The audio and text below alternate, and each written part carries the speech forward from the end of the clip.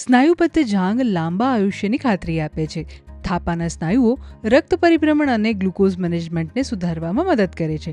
આથી જ અમારી 52 અઠવાડિયા અને 52 આદતો સિરીઝની 28મી આદત છે કે થાપાની મસાજ કરાવો.